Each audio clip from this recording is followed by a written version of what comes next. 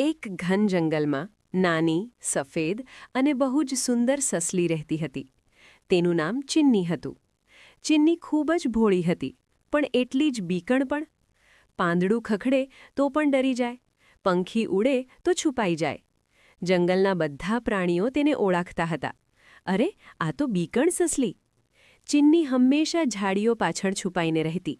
તે ક્યારેય ખુલ્લા મેદાનમાં રમતી નહીં, ન તો નદી પાસે જતી. તેને હંમેશા એક જ ડર સતાવતો, ક્યાંક કોઈ ખતરું ના આવી જાય. એક દિવસ જંગલમાં મોટું ઉત્સવ રાખવામાં આવ્યો. બધા પ્રાણીઓ, હરણ, વાંદરા, કાચબા, મોર બધા ભેગા થવાના હતા. રમતો, ગીતો અને મજાનું આયોજન હતું.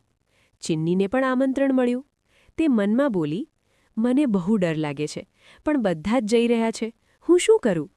ઘણું વિચારીને તે ધીમે ધીમે ઉત્સવ તરફ ગઈ, પણ એક ઝાડ પાછળ છુપાઈને જ ઊભી રહી. એટલામાં અચાનક જોરદાર અવાજ આવ્યો, ધડાક!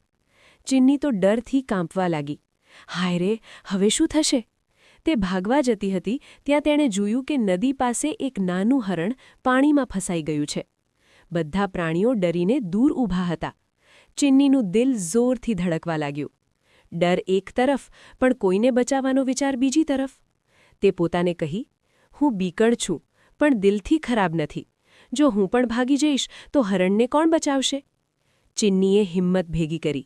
તે નદી કિનારે ગઈ અને ઊંચા અવાજે બોલી, બધા સાંભળો, દોરડું લાવો, ઝાડની ડાળી ખેંકો.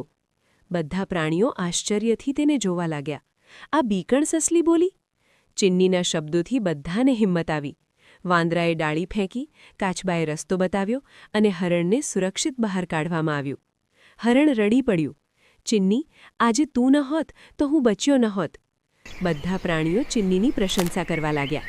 સિંહ રાજાએ પણ કહ્યું, સાચી હિંમત એ નથી કે ડર ન લાગે,